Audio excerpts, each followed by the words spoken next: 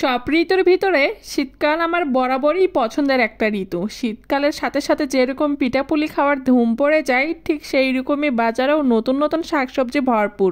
নতুন শাকসবজির সাথে নতুন আলু সবকিছুই শীতকালে পাওয়া যায়, আর এই জন্যই শীতকাল আমার ভীষণ পছন্দের। আসসালামু আলাইকুম এভরিওয়ান, কেমন আছেন আপনারা সবাই?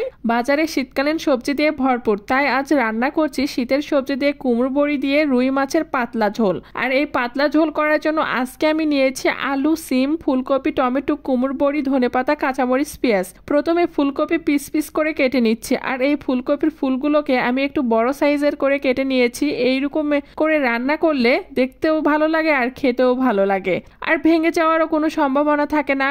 এরপর কেটে নিলাম সিম। সিম কাটা হয়ে গেলে এরপর কেটে নিব আলু।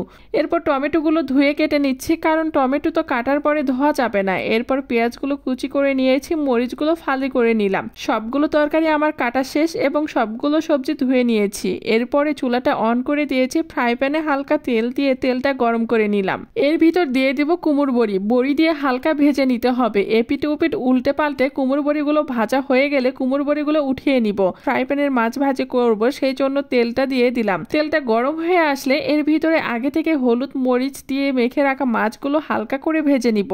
আমি মাছ দিয়ে যে কোনো রেসিপি করলে মাছটা আমি হালকা করে ভেজে নেই, এতে করে ভেঙে যাওয়ার সম্ভাবনা থাকে না, আর মাছটা খেতে অনেক মজা হয়।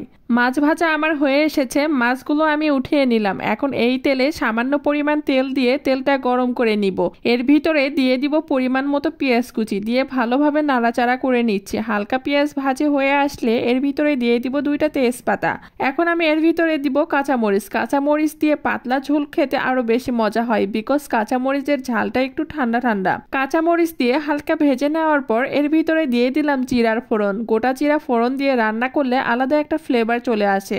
এরপর আমি এর ভিতরে দিব লবণ। লবণ দিয়ে হালকা নেড়ে চেড়ে নিচ্ছি। এরপর দিব পরিমাণ মতো হলুদ গুঁড়ো, পরিমাণ মতো জিরে গুঁড়ো, পরিমাণ মতো ধনে গুঁড়ো, আর 2 টেবিল চামচ আদা রসুন বাটা দিয়ে সবগুলো মশলা ভালোভাবে নাড়াচাড়া করে মিক্সড করে নিব।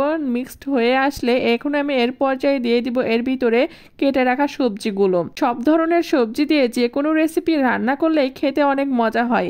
সবজিগুলো মশলার সাথে মিক্সড করা হয়ে গেলে এ পর্যায়ে দিয়ে দিব কেটে রাখা টমেটোগুলো। কাঁচা টমেটো তরকারির ভিতর দিয়ে রান্না করলে অনেক ভালো লাগে, কারণ এতে করে তরকারিটা হালকা টকটক লাগে। এটা আমার অনেক পছন্দের। ইভেন কাঁচা টমেটো দিয়ে চচ্চড়ি করলে, কাঁচা টমেটোর সালাদ বানালে খেতে খুব মজা লাগে। সবগুলো সবজি ভালোভাবে মিক্সড করা হয়ে গেলে এখন আমি সবজিগুলো ঢাকনা দিয়ে ঢেকে দিব। এতে করে সবজি থেকে পানি ছড়াবে, আর এই সবজির পানিতেই সবজিগুলো সেদ্ধ হয়ে যাবে। কিছুক্ষণ পর ঢাকনা উঠিয়ে দেখি সবজিগুলো হালকা সেদ্ধ হয়ে এসেছে। এখন এ পর্যায়ে এর ভিতরে দিয়ে দিলাম পরিমাণ মতো পানি দিয়ে সবজিগুলো একটু সিদ্ধ করে নিব। পানি দিয়ে হালকা নাড়াচাড়া করে ঢাকনা দিয়ে ঢেকে দিলাম। মিনিট 10 পরে ঢাকনাটা উঠিয়ে দেখি খুব সুন্দর একটা ফ্লেভার আসছে, আর এদিকে পানিগুলো শুকিয়ে আসছে। তাই এখন আমি এ পর্যায়ে দিয়ে দিলাম ভেজে রাখা মাছ আর হালকা ভেজে রাখা কুমড়ো বড়ি দিয়ে পরিমাণ মতো পানি দিয়ে ঢাকনা দিয়ে ঢেকে দিলাম। রান্নাটা আমার মোটামুটি হয়ে এসেছে। এখন আমি এ পর্যায়ে এর ভিতরে দিয়ে দিব আগে থেকে কুচি করে কেটে নেওয়া ধনেপাতা। শীতের সবজি দিয়ে পাতলা ঝোল রান্না করব আর ধনেপাতা দিব না, সেটা তো হতেই পারে না। শীতের সবজি দিয়ে ঝোল রান্না করব আর সেটাতে ধনেপাতা না দিলে রান্নাটা যেন জমে না। যে কোনো রান্নার ভিতরে এই ধনেপাতা দিলে খেতে আরো বেশি মজা হয়। এই তো দেখতেই পাচ্ছেন সেই সুন্দর একটা কালার আসছে। দেখতে যেরকম খেতেও ঠিক সেই রকমই হবে, কারণ যে কোনো রেসিপি দেখলেই বলে দেওয়া যায় খেতে কেমন হবে। একদম জিভে জল আসার মতন রেসিপি। আপনারা সবাই ভালো থাকবেন, আবারও দেখা হবে নতুন একটা ভিডিওতে। আর আমার ভিডিওটা যদি আপনাদের কাছে ভালো লাগে তাহলে অবশ্যই ভিডিওটা শেয়ার করে দিবেন। খোদা হাফেজ।